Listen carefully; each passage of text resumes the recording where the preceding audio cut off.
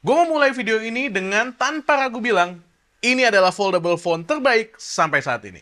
Yuk kita bahas. Setidaknya ada 3 hal yang sangat esensial dan Oppo berhasil eksekusi dengan baik di Oppo Find N3. Dan gue bakal fokus sama 3 hal itu aja dulu. Yang pertama itu adalah form factor alias bentuk dan desainnya. Yang kedua itu adalah cara si Oppo Find N3 ini handle multitasking. Dan yang ketiga adalah kameranya. Komplain terbesar gua ke kompetitornya Oppo yang udah lebih dulu bikin foldable tuh, layar depannya terlalu sempit, jadi susah dipakai ngetik. Dari situ aja, Oppo Find N3 udah menang menurut gua. Form factor yang dibawa sama Oppo Find N3 ini tuh nggak jauh beda dengan handphone-handphone candy bar kebanyakan. Rasionya nggak aneh, jadi kayak pakai handphone biasa aja gitu. Sementara ketika layarnya dibuka, dia otomatis jadi berasa kayak 2 handphone disandingkan kanan kiri gitu. Ukurannya pas. Form factor yang begini tetap ada pros dan cons-nya ya. Nanti akan gua bahas lebih lanjut. Tapi sebelum itu, gua mau ngasih tahu ke kalian dulu tentang spesifikasinya. Dapur pacu pakai Snapdragon 8 Gen 2 yang udah pasti kenceng. Meskipun gua pribadi agak menyayangkan timing rilis dari handphone ini aja. Karena sebentar lagi handphone yang pakai Snapdragon 8 Gen 3 mulai banyak dijual di Indonesia. Tapi ini no complain lah. Ini chipset bagus banget. RAM-nya udah super besar di angka 16 GB yang bikin multitasking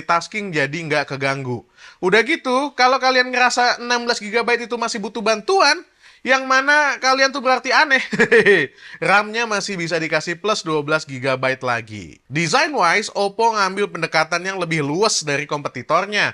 Screen depan dibikin melengkung di keempat sisi dan frame-nya secara keseluruhan dibikin flat dengan aksen lengkung di 4 pojokannya. Di sisi frame ada volume rocker, tombol power sekaligus fingerprint scanner, dan alert slider. Kalau lo belum pernah pakai handphone dengan slider kayak begini, kalian gak bakal bisa ngerasain betapa nikmatnya pakai slider yang kayak begini. Mau silent tinggal geser ke tengah, mau mode DND tinggal geser ke atas, mau bunyi geser lagi ke bawah. Ini nyaman banget. Ada 2 warna yang dijual sama Oppo. Ini yang gold dan satu lagi yang classic black. Secara finishing, keduanya ini beda. Yang gold ini pakai bahan kaca, sementara yang black pakai vegan leather. Perbedaan material juga bikin beratnya beda. Yang black sedikit lebih ringan dari yang gold, meskipun keduanya tergolong sangat ringan untuk sebuah smartphone foldable. Cover screen-nya pakai panel AMOLED LTPO yang bisa nampilin refresh rate 10-120 Hz. Ini ukurannya 6,3 inci. Layarnya ini juga punya dukungan Dolby Vision dan HDR10 Plus untuk pengalaman nonton yang lebih seru. Yang heboh lagi, peak brightness layar depannya ini bisa sampai 2800 nits. Aspek rasio dari cover screen-nya ini menurut gue udah paling bener deh. Dia punya aspek rasio itu 20:9. Jadi nggak beda sama handphone-handphone batangan yang biasa kita pakai. Dipakai ngetik di layar depan ini juga rasanya masih wajar. Karena nggak awkward gitu. Nggak kayak kompetitornya yang menurut gue terlalu panjang ke atas. Jadinya pas dipakai ngetik itu agak sempit. Sejujurnya gue agak heran juga sih ya. Kenapa yang lain tuh nggak mikir simple kayak gini aja gitu. Kayak Oppo gitu. Kan enak ya. Enaknya aspek rasio kayak gini, gue bisa pakai handphone ini seharian tanpa ada tekanan buat buka layar dalamnya. Ya gimana ya, layar depannya udah enak, jadi kalau nggak perlu-perlu amat dibuka, ya nggak gue buka. Jadi apa poinnya pakai foldable phone kalau begitu? Tentu di fitur multitaskingnya. Nah ini yang seru nih. Tapi ntar dulu, gue belum bahas sampai situ, sabar. Ketika Find N3 lo buka, flexion hinge ini langsung bekerja dan ngasih feels yang kokoh. Bunyi buka tutupnya juga satisfying nih. Wow. Wih, enak kan? Hinge-nya ini nggak ada stepnya, jadi lo bisa atur sudut bukanya sampai seberapa aja, bebas. Paling kalau udah mepet sudut buka penuh, dia bakalan otomatis kebuka penuh sendiri aja gitu. Langsung rebahan handphonenya. Doi juga punya sertifikasi tahan buka tutup sampai 1 juta kali oleh TÜV Rheinland. Dan kalau ditutup, posisinya tuh beneran rapet banget. Tapi yang rapat bukan cuma hinge-nya aja. Handphone ini juga udah punya sertifikasi IPX4, jadi tahan cipratan air. Ya meskipun belum punya sertifikasi yang lebih tinggi kayak IP68, lumayan lah ya. Kalau kehujanan itu kita zero worry ya. Tapi jangan sampai dicemplungin juga. Layar dalamnya juga pakai AMOLED berukuran 7,8 inci, LTPO juga, dan bisa jalan di 1-120 Hz dengan brightness yang sama, maksimal di 2800 nits. Dolby Vision sama HDR10 Plus juga udah didukung sama layar dalamnya. crease atau bentuk sisa lipatan yang jadi ciri khas foldable, ini bisa diminimalisasi banget sama Oppo, sampai hampir nggak kelihatan. Ya, ada sih kalau mau lo cari, tapi agak susah dilihat langsung, dan jeglongannya ini juga lebih santun gitu, nggak terlalu dalam.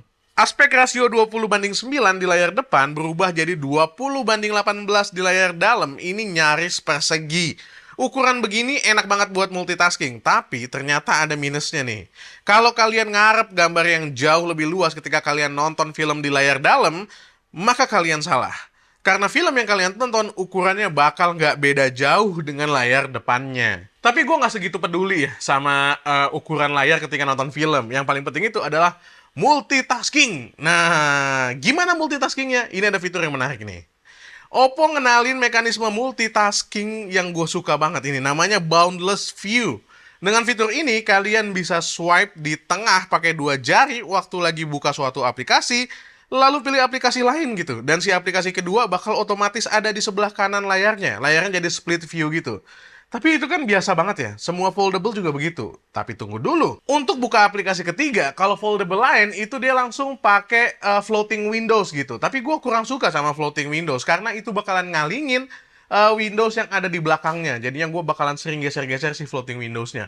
Boundless view ini beda. Aplikasi ketiga bisa ditempatin persis di samping juga atau di bagian bawah. Dengan begini, 3 aplikasi itu bisa berjalan bersamaan. Dan untuk pindahnya cukup di tap aja mana yang pengen lo lihat. Sungguh ya, kompetitor pas ngeliat kayak begini ya, bisa jadi mereka ngomong tuh, anjir kok gue gak kepikiran ya. Kalau gue pribadi sih ngelihatnya ini bakalan banyak banget yang kebantu sama fitur Boundless View ini. Banyak banget. Sayangnya, fitur multitasking yang udah perfect begini, itu nggak ditandemin sama stylus bawaan gitu. Coba aja ada stylus bawaan. Tapi tenang, untuk urusan stylus, Oppo tuh ada yang namanya Oppo Pen yang bisa kalian beli secara terpisah. Bocorannya sih harganya di 799.000 aja. Itu opsional. Jadi kalau kalian nggak perlu, kalian nggak usah beli. Tapi kalau kalian perlu, opsinya ada. Kalian beli 799.000. Cuma nggak dapat stylus tuh nggak masalah sih ya. Karena semua yang esensial itu udah ada di paket penjualan dari Oppo Find N3 ini. Batok charger 67 watt Super VOOC udah dapat. Bisa ngisi baterainya yang 4850 mAh dari 0 ke 100% cuma dalam waktu 40 menitan aja. Baterainya kecil? Kagak. Ini udah cukup banget buat seharian. Serius dah. Kita juga dapat case berbahan lembut ini, jadi nggak perlu khawatir susah nyari case. Ini kita udah dapat. Ngomong-ngomong gue kepikiran deh, bisa nggak ya dipakai buat main game 3 biji sekaligus?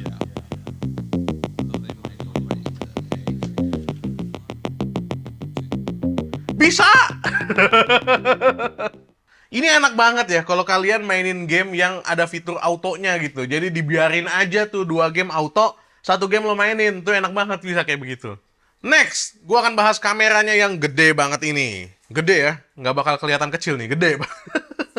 Oppo berhasil ngasih 3 kamera utama kelas flagship di sebuah handphone foldable.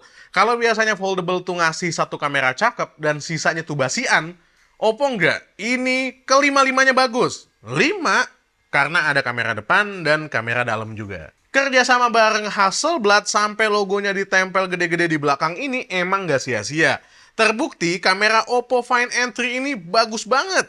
Konfigurasinya ada 48 megapiksel main camera, 64 megapiksel telephoto camera, dan 48 megapiksel ultra wide camera.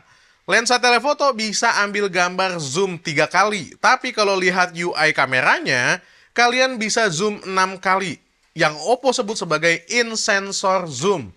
Meskipun secara optikal kalian bisa zoom sampai dengan 120 kali.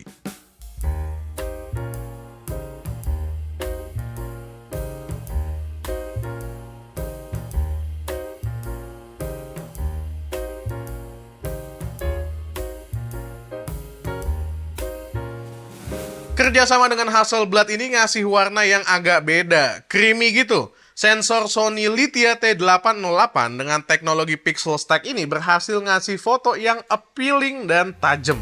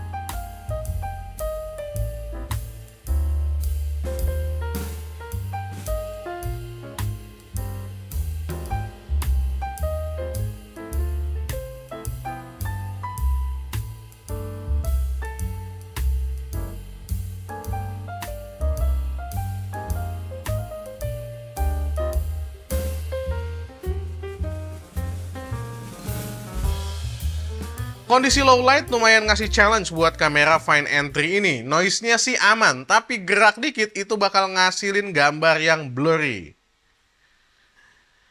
Kalau kalian ngambil foto pakai Find N3, coba turunin exposure-nya dikit aja deh. Warnanya malah lebih naik dan lebih cakep. Itu menurut gue.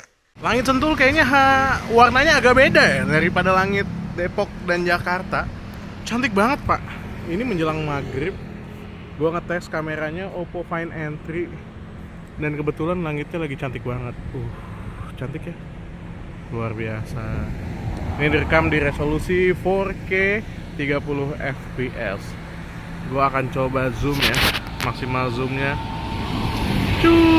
Zoom terus. Wah, pindah lensa tuh barusannya. Nih 17,1 kali, 20 kali segini. Ini 20 kali segini ya. Set, gue coba turunin lagi. Cek, nah tuh ada emas-emas tuh. 20 kali kelihatan gak mas-mas ini? Mas. Kayak gini ya kalau 20 kali. Mantap. Nice.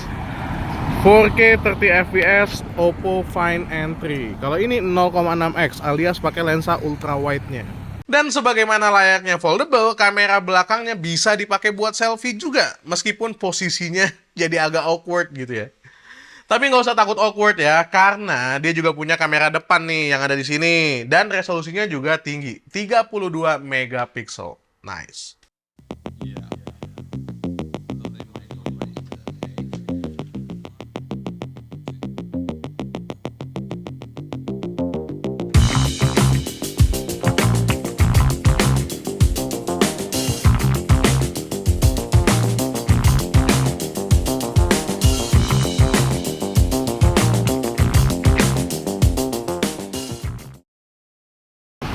Ini kamera cover alias kamera depan dari Oppo Find N3 4K 30 fps.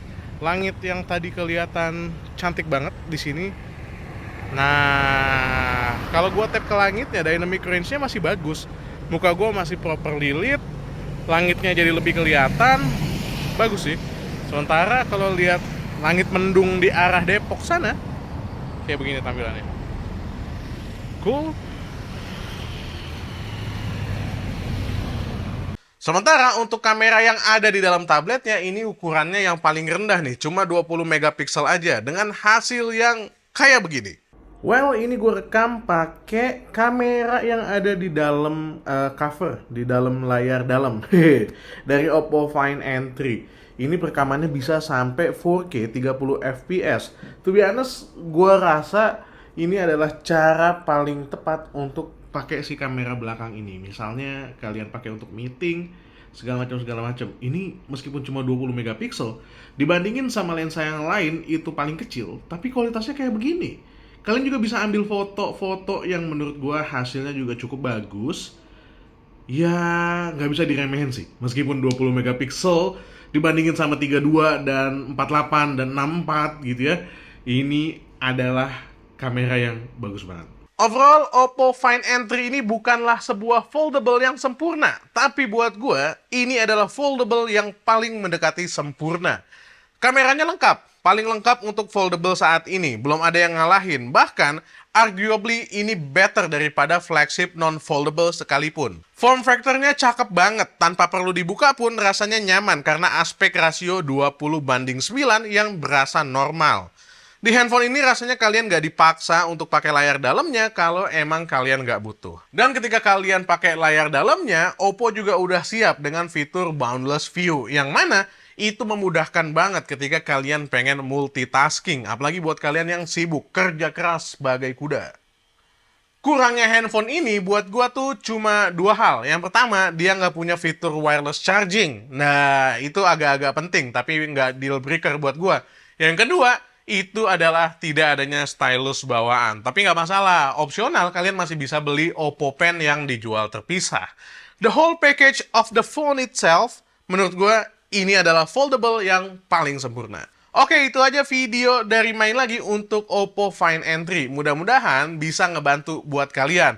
Mulai dari yang pengen tahu doang tentang Oppo Find N3, atau yang lagi nyari pertimbangan nih, Oppo Find N3 layak dibeli atau enggak. Jangan lupa subscribe dan nyalain tombol lonceng. Gue Dian dari Main Lagi pamit. Assalamualaikum warahmatullahi wabarakatuh. Bye.